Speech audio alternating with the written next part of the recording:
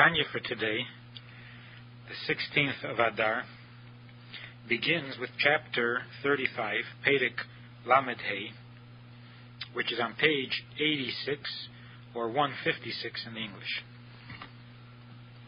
Here the Rebbe goes back, the Alter Rebbe goes back now to explaining it further the pasuk which all of Tanya is based on, and that is the statement that Karev Elecha Hadavar Ma'id, that it is very close to you, the service of God is very close to you, V'ficha B'lvavcha La'asesei, in your mouth and in your heart to do.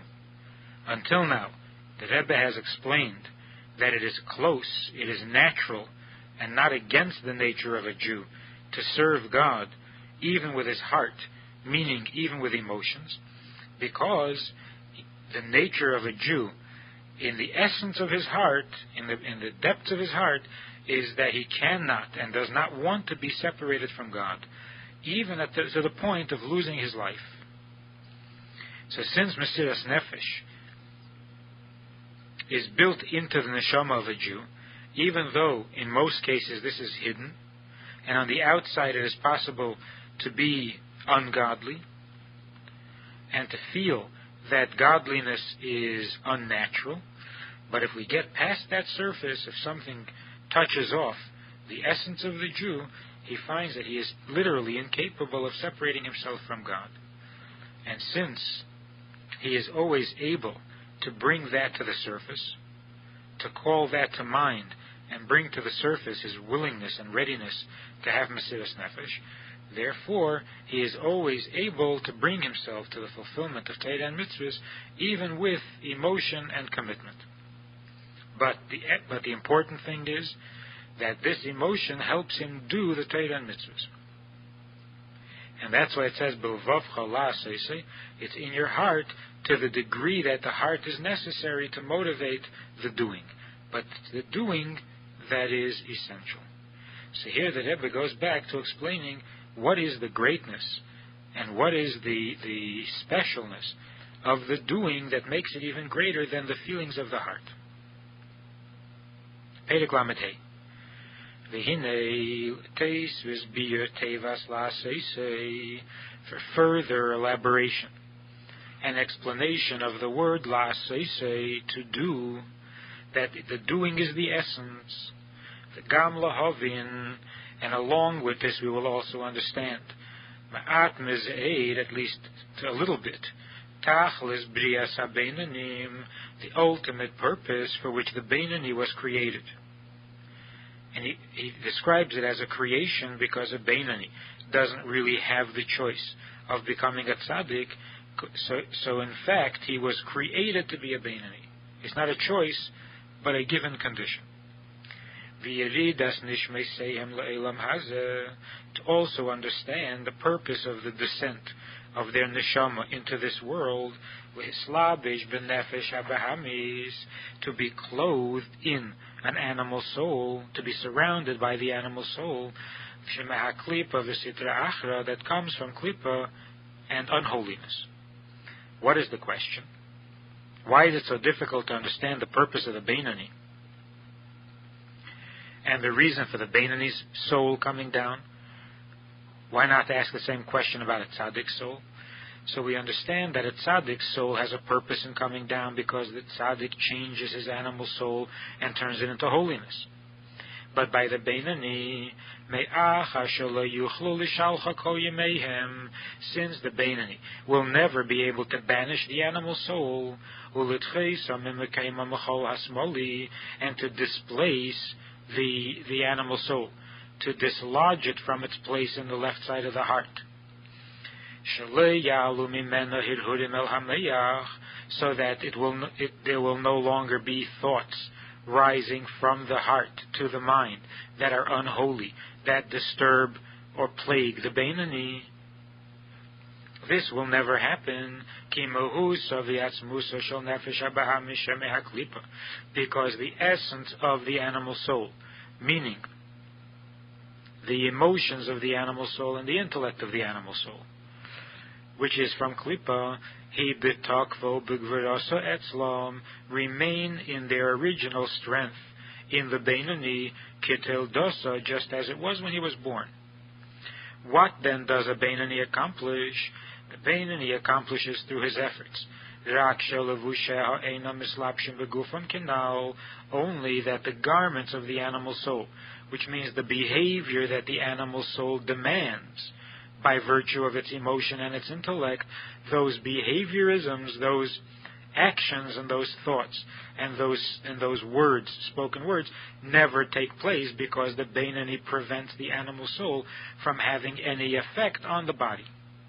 So that in effect, what the Beinoni does is protect the body from his own animal soul, not allowing the body to serve and act as a vehicle for the expression of the animal soul's wants and opinions. But concerning the animal soul itself, the Beinoni doesn't transform the animal soul, meaning that it doesn't change the emotions of the animal soul, its appetite, its love, and its fear.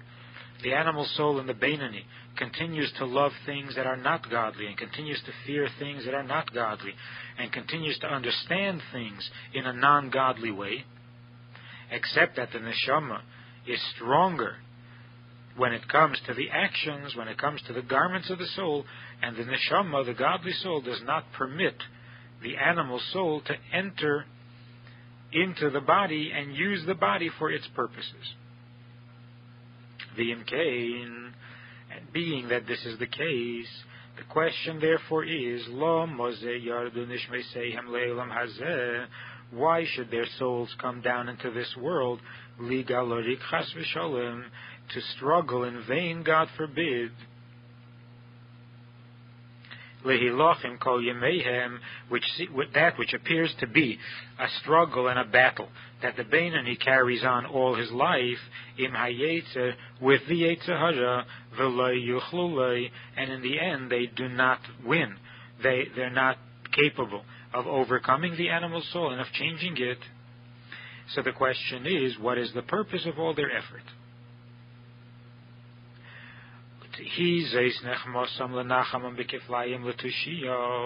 And let this be their consolation, to comfort them doubly, l'tushia, to help them more in their efforts,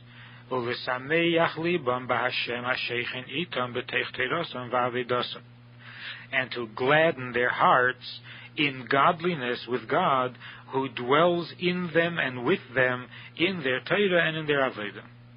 Which means that although the neshama itself, the animal soul itself, does not become godly, and the emotions of the Beinoni are not exclusively godly because there is an animal soul's emotion, and his intellect is not completely godly because there's also the intellect of the animal soul, but let them take comfort in the fact that God dwells within them in spite of their animal soul. But where does God dwell within them? In their learning of Torah and in their Avodah, as he will soon explain. The explanation is behegdim lashon hayenuko, with a preface and a hagdama from the Zohar that says that the Yenuka, this precocious child who lived in the times of the Zohar, made the following statement, Al posuk hachacham einav bereishei, on the verse that says, the wise man's eyes are in his head. So this Yenuka asked, V'chi ba'an asar inri debarnash, and in what place, ba'an asar, in which place is inri debarnash, are the eyes of other people, of regular people. So what is the meaning of the verse that the Chacham has his eyes in his head, and where are the eyes of the rest of the people? So he explained, Ella kra hochi hu vadai. The verse must mean as follows. Titnan, because we were taught, le yahach barnash begilei dereisha arba amis. A person shouldn't walk with his head uncovered for arba amis, for 4 cubits. My taima, why are you not allowed to walk with your head uncovered? The shchin tosharya al reishei, because the shchina rests on the head. So out of respect for the Shekhinah that rests on the head, a person should have his head covered. Chol Chacham, and if the person is also a Chacham, his eyes and his words are in his head. Meaning, Bahahu Dereshe Desharia Vekaima Al Reshe. It means that his eyes and his words and his speech are involved and engaged and concerned with that which rests and stands on the head. In other words, with the Shekhinah that rests over the head. So what makes him a Chacham? What makes him a Chacham is that his attention is on that which is on the head. Not in the head, that his eyes are in his head, but that his eyes are involved with that which is on the head. And that is the Shekhinah. And when his eyes are there, on the Shekhinah, Linda, he should know that flame that burns over his head, that Shekhinah, which he's comparing to a flame, which rests on the head, which burns on the head, needs oil in order to burn. Why does it need oil? Because the gufa de barnash iupsilo, the body of a man is the wick. The physical body is the wick. And the flame burns on the top of the wick. But in order for the flame to hold to the wick, it needs oil. Why does it need oil? Because fire is a very delicate thing, almost a non-physical thing. And in order for the fire to be nourished, in order for the fire to be fed, it has to be fed by something that is almost as refined, or almost as delicate as the fire. Whereas the wick is more physical, the wick is more crass, and therefore the fire would not be contained or fed by the wick. The wick would be destroyed very quickly. And that's why you have to have oil, in order that the oil feeds into the fire, and that keeps the fire going. Also, Chassidus explains that the wick, when it burns, produces a dirty flame, whereas oil, when it burns, produces a clean flame, or the difference between the blue part of the flame and the white part of the flame. Shleima Malka Tzavach V'Yomar, Shleima HaMelech screams and says, V'Shem en al Reishcha al Yechzer, do not be lacking, don't be missing oil for your head. Which means, provide the oil that is necessary to keep this flame of the Shekhinah that rests on the head, to keep that Shekhinah revealed. Because this flame that is on his head, needs oil. And what is the oil that makes the Shekhinah rest on the head? Uvdin Tovin, the oil is the good deeds that the person does. The Uvdin Tovin, these good deeds, they serve as the oil that feeds the flame that keeps the Shekhinah revealed on the head. The Alda, and it's concerning this, that the verse says, Chacham Einav Bereshe, that the Chacham's eye is on his head, in that he knows and recognizes that which is on his head, and sees the need for the oil, and provides that need, and that's what makes him a Chacham. Ad kan l'shenei. This is the quotation from the Zohar. What we see from the Zohar is that in order for the Shekhinah to rest, in order for the Shekhinah to be revealed on the head of a person, it has to be through oil. And what serves as oil? Not the love for God or fear of God or emotion of the heart, but rather, surprisingly, the good deeds. You would think that if the oil has to be something that is more refined than the body, because the body is the wick, and that's not edel enough, it's not refined enough to serve as oil, you would think that the oil would be the soulful part of the person, the emotions, the sensitive feelings, and so on. And yet the Zohar says that they would not do. The only thing that serves as oil to keep the Shekhinah revealed are the good deeds, actions.